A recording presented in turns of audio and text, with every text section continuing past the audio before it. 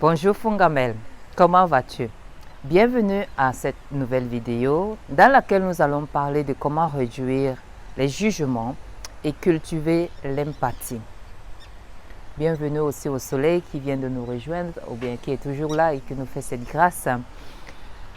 Et aussi à ce bel endroit. Vous me verrez très souvent ici quand j'aurai un livre à proposer. Aujourd'hui, le livre c'est de Monsieur Marshall Rosenberg, La communication non violente, Non-Violent Communication.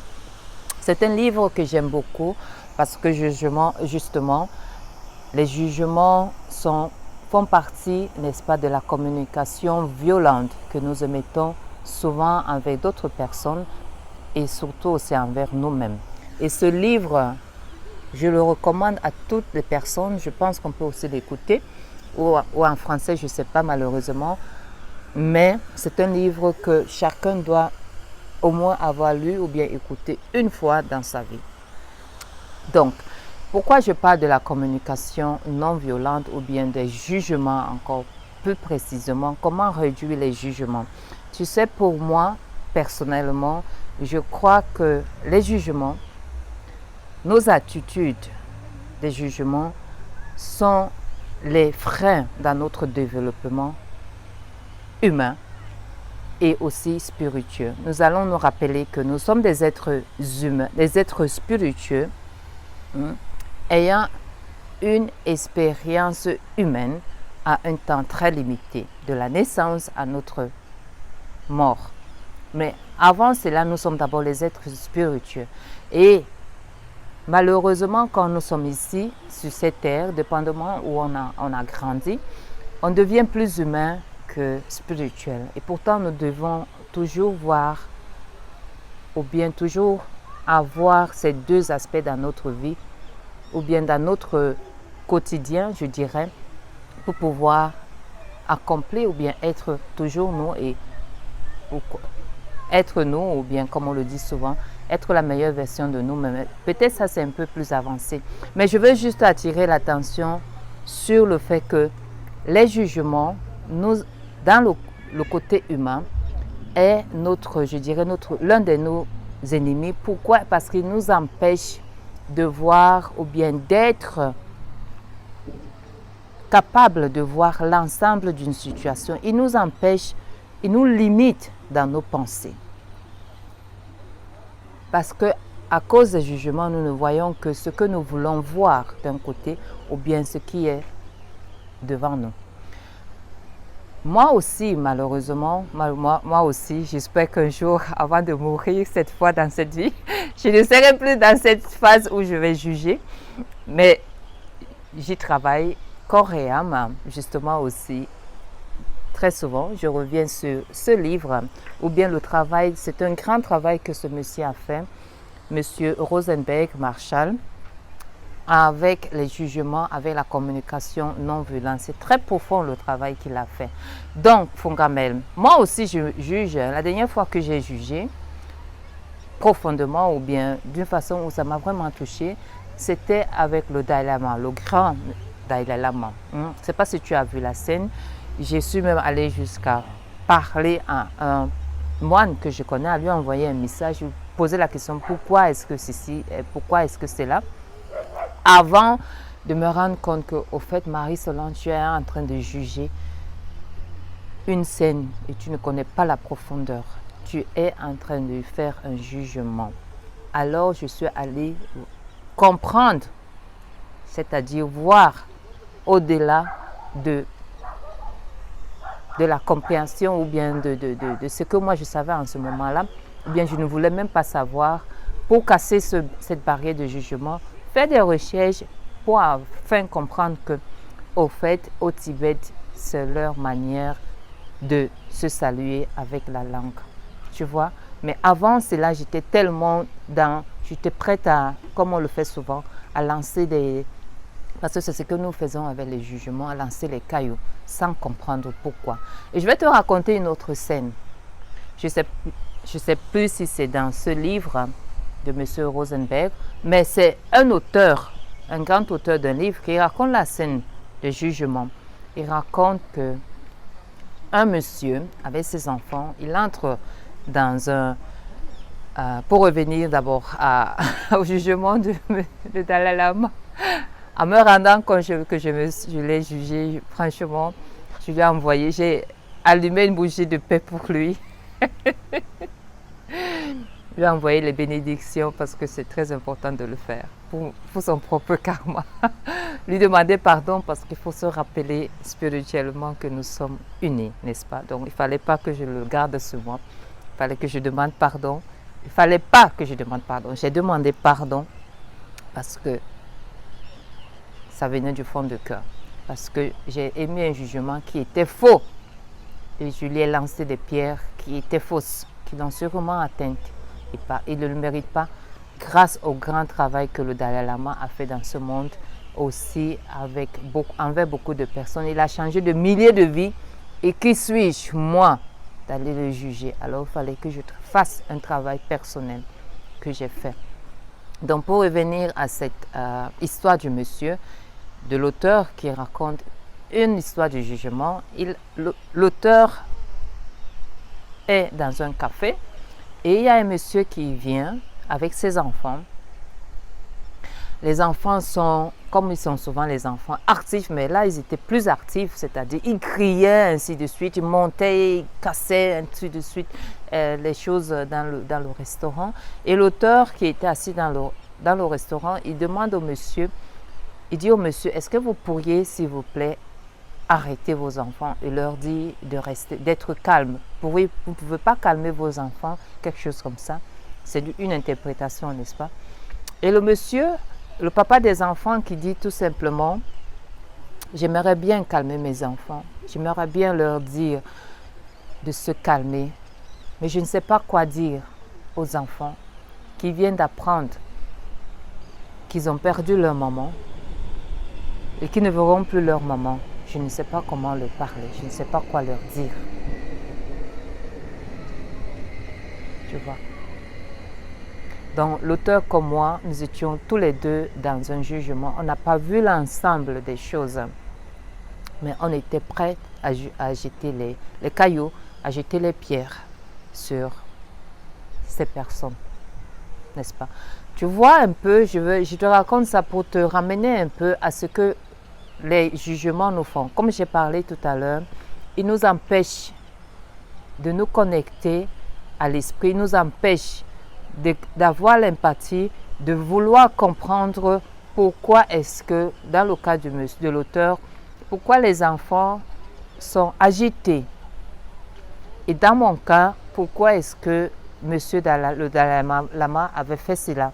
Pourquoi? Parce que nous étions tous limités.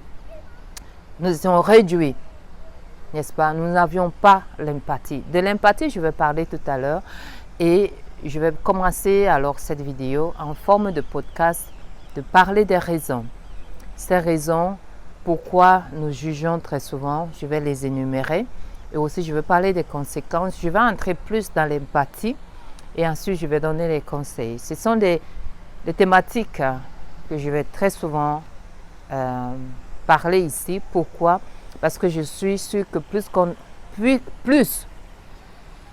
nous entendons quelque chose, une thématique comme les jugements ou les attentes, plus nous sommes aptes ou bien nous voulons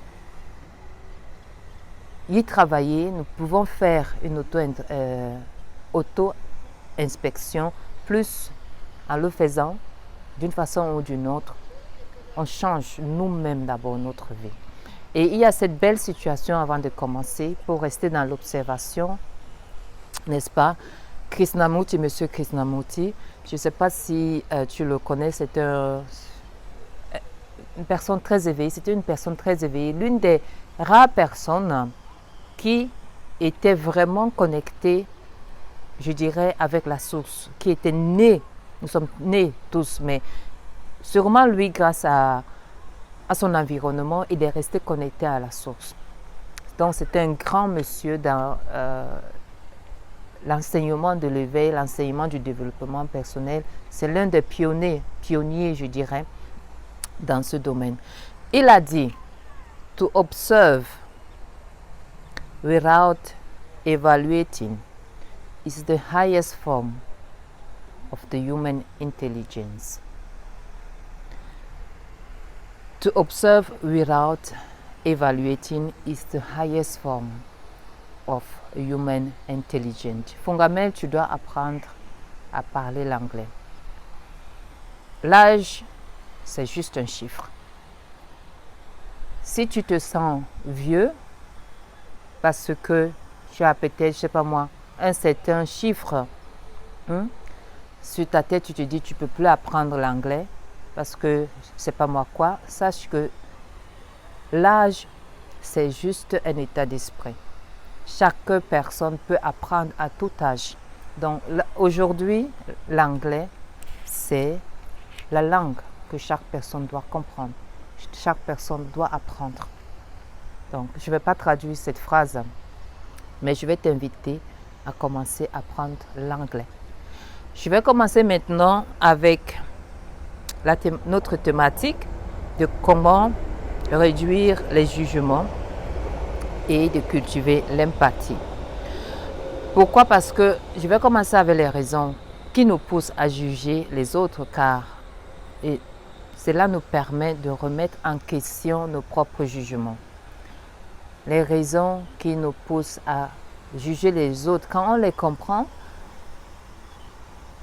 n'est-ce pas, ça nous permet de remettre nous-mêmes en question, comme je l'ai fait avec monsieur le Dalai Lama. J'ai remis en question mon propre jugement. Mais quand on ne connaît pas la raison qui nous pousse à faire certaines choses, c'est clair que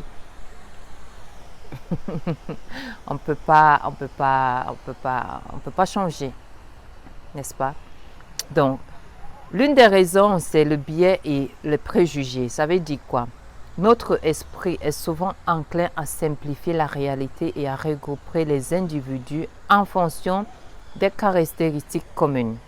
Cela peut conduire à des stéréotypes et à des préjugés, ce qui nous pousse à juger les autres en fonction de ces généralités simplicistes. La seconde raison, le besoin de se sentir supérieur, on le connaît tous. Le manque d'empathie. Je vais revenir sur l'empathie parce que c'est un point très important. La quatrième raison, c'est les normes sociales et culturelles qui nous poussent à juger. La cinquième raison, c'est la peur de l'inconnu que nous avons tous. Ça veut dire quoi, la peur de l'inconnu? Lorsque nous sommes confrontés à des personnes, à des idées ou des modes de vie différents des nôtres, nous pouvons ressentir de l'insécurité ou de la peur. Le jugement peut alors être une façon de maintenir une distance et de se protéger de ce qui est perçu comme différent et menaçant. La sixième raison, c'est l'auto-justification. Nous la connaissons tous. Et la septième raison, c'est l'impact de l'environnement. Les conséquences, je vais en parler maintenant en les énumérant. Les barrières dans les relations. Ça veut dire quoi? Les jugements peuvent créer des barrières dans nos relations avec les autres lorsque nous jugeons les gens. Cela peut engendrer de la méfiance, de la distance et une diminution de l'intimité émotionnelle. Cela peut entraîner une rupture de la communication, des conflits et une détérioration des liens sociaux. L'autre conséquence, c'est le préjugé et la discrimination.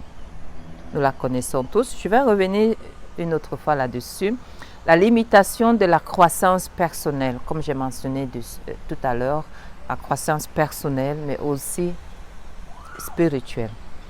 Le climat social négatif nous pousse très souvent au jugement et aussi l'auto-limitation dont j'ai parlé tout à l'heure.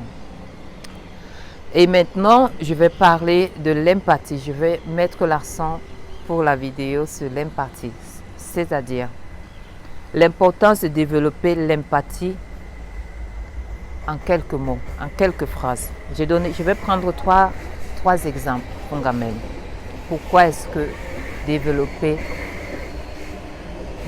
l'empathie est très important pour chacun de nous? Qu'est-ce que avoir l'empathie nous aide, nous apporte, nous apprend? La première raison pour moi, c'est la compréhension mutuelle. L'empathie peut nous permettre de nous mettre à la place des autres, de comprendre leurs émotions, leurs perspectives et leurs expériences. Cela favorise une meilleure communication, renforce les liens humains et encourage la résolution de conflits de manière constructive. Je suis persuadée que c'est un jugement de valeur, hein? Pendant qu'on y ait des jugements, si on avait plus d'empathie, il n'y aurait pas tout ce que nous vivons aujourd'hui, les guerres, ainsi de suite. Je suis convaincue de cela. La deuxième raison pourquoi nous devons, cultiver l'empathie et la relation et la connexion, c'est que ce qui nous détruit aujourd'hui, Fongamel, je suis persuadée, c'est la déconnexion des uns des autres. Nous oublions que nous sommes tous un. C'est pour ça que nous parlons de l'univers. Nous sommes tous unis. Tous unis. Si nous sommes ici, nous avons la grâce, comme on le dit souvent, d'exister. C'est grâce à cette unité. Nous faisons tous partie de l'univers. Et de plus en plus, j'entends de gauche à droite, les gens, il y a trop de gens, il y a ça, il y a ça, les gens sont de trop. Et ça nous sépare des uns des autres. L'une de nos grandes souffrances, l'une de nos grandes plaies que chacun de nous subit ou chacun de nous vit, c'est cette séparation des uns des autres, parce que nous pensons toujours que les autres sont un peu de trop, les autres nous font du mal, les autres veulent nous faire du mal, ce qui n'est pas toujours faux, mais parce que nous avons oublié justement la source, la connexion. Nous avons oublié de voir en l'autre une partie de nous que nous sommes devenus déconnectés des uns des autres. Et l'empathie que nous devons cultiver ici, nous devons réapprendre à cultiver, nous ramène à cet aspect humain. Donc, la relation et connexion, ça veut dire quoi? L'empathie crée des relations profondes et significatives. En reconnaissant et en partageant les émotions des autres, nous développons un sentiment de connexion et de confiance mutuelle, ce qui favorise des interactions positives et durables. La troisième raison pourquoi nous devons cultiver, ou bien la troisième pour moi, le troisième point que l'empathie nous permet ou bien nous offre en la cultivant, c'est l'impact positif sur la société. L'empathie contribue à une société plus inclusive, juste et harmonieuse. En valorisant la diversité, en respectant les différences et en agissant de manière altruiste, nous pouvons avoir un impact positif sur notre entourage et nous inspirer le changement social. Je vais répéter ça parce que c'est très important. Je trouve l'empathie contribue à une société plus inclusive, juste et harmonieuse. En valorisant la diversité, en respectant les différences, en agissant de manière altruiste, nous pouvons avoir un impact positif sur notre entourage et inspirer le changement social. Maintenant, je vais donner quelques conseils. Des conseils pratiques, comment éliminer ou bien réduire ou bien encore prendre conscience des jugements. Parce qu'à partir du moment où on prend conscience que, comme j'ai parlé tout à l'heure, je suis en train de faire ceci, la conscience, juste la conscience peut nous permettre de revenir, faire une introspection et de changer notre attitude, je dirais, négative et de cesser de juger. Alors, je donne les conseils pour réduire les jugements hâtifs et développer une attitude plus ouverte et bienveillante. Parce que dans les jugements, il n'y a rien, Fongamel, de bienveillant. Alors, pratique la bienveillance. La première chose, chaque personne peut pratiquer la bienveillance. Ça, j'en ai parlé dans une vidéo, pratiquer la bienveillance. Le deuxième conseil, la deuxième astuce, de suspendre les jugements hâtifs. Comme dans mon exemple, en voyant une scène, ah, mais pourquoi il fait ça? Il est un homme de Dieu, il est un homme illuminé, il ne devait pas faire ça. Pourquoi? Ça, c'est un jugement hâtif. Ou bien le monsieur au restaurant qui voit seulement les enfants qui courent sans comprendre pourquoi les enfants sont hyper actifs. Poser des questions avant de juger. Ça veut dire quoi? Je vais maintenant expliquer. Avant de porter un jugement, essayons, je vais nous conclure, là tous, parce que nous sommes tous concernés, essayons de nous informer davantage sur la personne ou bien la situation en posant des questions ouvertes. Cela nous permet d'obtenir plus d'informations et de perspectives, ce qui peut nuancer notre point de vue initial. Poser des questions ouvertes. Sur les questions ouvertes, nous allons encore en parler sur notre page Fongamel Beauté. C'est la communication. L'une des choses les plus difficiles dans ce monde, la communication. C'est un mot. Communiquer, mais comment communiquer? Allez, pour la vidéo, nous allons continuer. Cultiver l'empathie en quatrième position. J'ai parlé de l'empathie tout à l'heure. En cinquième position, j'ai évité les généralisations. Nous savons tous ce que c'est. J'ai donné l'exemple. Et le sixième conseil, pratique l'écoute active. Pratique l'écoute active. De l'écoute active, nous avons parlé sur notre page Fongamel Beauté. Et récemment, j'étais à une conférence de Monsieur le Grand, le légendaire Monsieur Dr. Deepak Chopra. Et il a dit, pendant la conférence, il a dit beaucoup de choses. Il a parlé de 4 A dont une personne a besoin. La première chose, c'est le premier A, c'est attention, écouter, l'écoute active, listen. La deuxième chose, le A, l'appréciation. Une personne a besoin de l'appréciation, apprécier une personne sans, je dirais, sans vouloir la changer.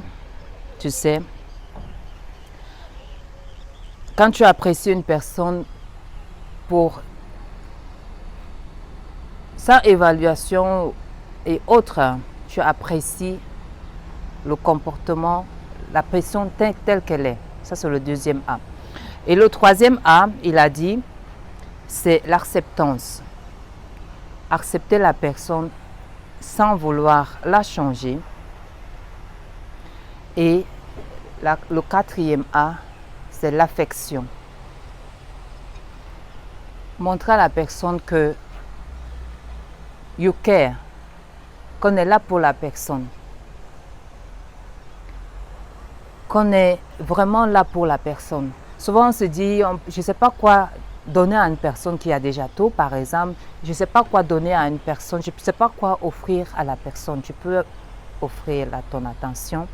Tu peux offrir ton affection, tu peux offrir ton appréciation et tu peux offrir tout simplement, j'ai parlé de 4, bon, attention, appréciation, affection et acceptance, l'acceptance. Acceptance, appréciation, affection, appréciation, affection, appréciation, acceptance, attention. Les 4. Les 4, ce dont une personne a besoin. Aussi simple que ça, mais pas souvent très facile. L'écoute active y entre. Ensuite, remettre en question comme conseil nos propres jugements. Ça, c'est le 6e conseil. Comme j'ai parlé tout à l'heure, remettre en question nos propres jugements. Ensuite, et cultiver la tolérance. Je vais revenir sur la tolérance. Le prochain conseil, c'est s'éduquer soi-même. L'éducation, très important, parce que plus on s'éduque, plus on comprend, plus on est plus ouvert. Parce que quand on n'est pas ouvert, justement, on n'a pas un esprit ouvert, on n'est plus prêt à juger. Je répète, nous jugeons tous. On peut être tellement intelligent, the highest form of intelligence of a human being. On peut être dans l'observation, mais de temps en temps, on peut toujours observer. Mais l'éducation, c'est éduquer d'abord sur soi-même, s'éduquer sur son propre comportement, sur son propre être, s'éduquer soi-même consciemment. C'est pour ça que l'auto-réflexion est très importante. Et ensuite, Fongamel, être conscient de nos émotions. Ça, c'est le dernier conseil qui est très important, qui peut nous permettre de remettre en question nos jugements. Quand nous sommes conscients de nos émotions, quand nous vivons une scène, comme moi j'ai décrit la mienne tout à l'heure avec monsieur le Dalai Lama, j'avais cette émotion de colère, j'avais cette émotion de justice qui apparaissait. Ce n'est pas une émotion, la justice, mais tu vois la colère. Hein? J'avais après le sentiment de justice. Pourquoi un monsieur peut faire ça à un enfant, ainsi de suite. Il y avait tout qui ramboulait là dans ma tête et dans mes émotions. J'étais hors de moi. Mais je n'avais pas maîtrisé pourquoi. Je ne me suis pas dit pourquoi est-ce que je suis hors de moi. Pourquoi est-ce que ces émotions-là. Donc, je vais lire pourquoi être conscient de ces émotions est important. Prendre conscience de ses propres réactions émotionnelles et de leur influence sur nos jugements. Prends le temps de réguler tes émotions et de prendre la décision plus réfléchie. Quand on le fait, quand on sait, bon, maintenant je suis en colère, je ne vais pas juger ce que la personne a fait. Je vais d'abord me calmer et ensuite essayer de voir l'âge picture, comme on dit. Et ensuite, je pourrais poser un jugement. Je pense que là, c'est l'un des grands travaux qui peut nous aider à être de mieux en mieux, nous connaître et de mieux en mieux être une meilleure version de nous-mêmes. Donc, Fongamel, c'est une thématique qui n'est pas facile pour personne. Et la communication, comme j'ai dit, c'est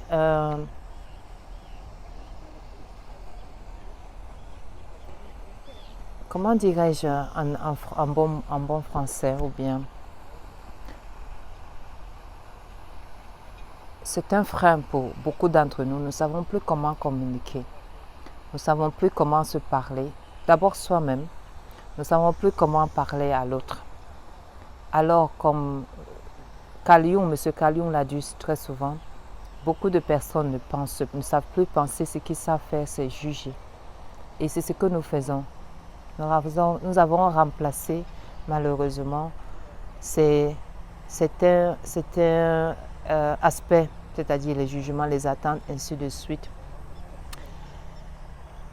à la communication. Et nous pensons que c'est une communication. Nous devons revenir à la base. Nous devons revenir aux raisons pourquoi nous jugeons les autres et nous-mêmes, ce qui est souvent très, très, très destructif parce qu'il nous rend comme nous le devenons, c'est-à-dire des personnes aigries, des personnes méchantes, des personnes hors de ce qu'on peut appeler humain, justement parce que nous avons oublié ou bien nous n'avons jamais appris à nous parler gentiment, à cultiver la bienveillance, à être bon avec nous-mêmes, à s'accepter comme nous sommes, à avoir de l'affection pour revenir sur les 4 A, avoir de l'affection pour nous-mêmes, avoir de l'attention pour nous-mêmes, avoir de l'appréciation pour nous-mêmes et encore moins pour les autres. Donc quand nous avons ces 4 A dont monsieur le docteur Deepak Chopra parle, je crois que ce livre peut nous permettre aussi de le faire. Il ne peut pas nous permettre de le faire, mais il le fait. Avoir les 4 A, l'attention, l'appréciation, l'acceptance et l'affection pour nous, le cultiver et apprendre c'est quoi communiquer avec les autres, apprendre comment montrer ses besoins, parce que les besoins et derrière la communication, comme il le dit souvent, il n'y a que 2 choses, monsieur, comme il dit, monsieur Marshall Rosenberg. Les êtres humains, ce dont ils ont besoin dans leur communication, il n'y a que 2 choses qu'ils disent. S'il vous plaît et merci. Mais souvent, on ne sait plus, on ne l'écoute pas. On ne l'écoute pas parce qu'on ne sait pas comment interpréter, comment comprendre, ou bien même on n'a pas le vouloir ou bien le temps de comprendre. Et ce qui nous empêche de le faire, c'est justement les jugements. La vidéo est devenue longue, je m'excuse, parce que c'est une thématique qui est très importante pour moi et j'espère que je vais y revenir. Mais en attendant, si tu as regardé la vidéo jusqu'à la fin, j'espère que tu vas apprendre par cette vidéo de 1 à commencer à lire ce livre et de 2 avant de mettre un jugement, de revenir en toi et te poser la question pourquoi est-ce que tu poses ce jugement et ensuite d'y travailler. Pourquoi pas demander pardon à la personne comme moi j'ai fait avec le Dalai Lama et ensuite fais ton travail. Et la prochaine fois, tu sauras comment, n'est-ce pas, ne plus te réduire parce que ça nous réduit les jugements. Ça nous empêche de voir l'ensemble des choses. Ça nous empêche de grandir. Alors, jusqu'à la prochaine vidéo, Fungamel. Je te remercie d'avoir regardé la vidéo jusqu'à la fin, si tu l'as fait. Je te dis jusqu'à la prochaine vidéo. Be you, be good to yourself, and do you. Do the best you can every moment of your life. Bye.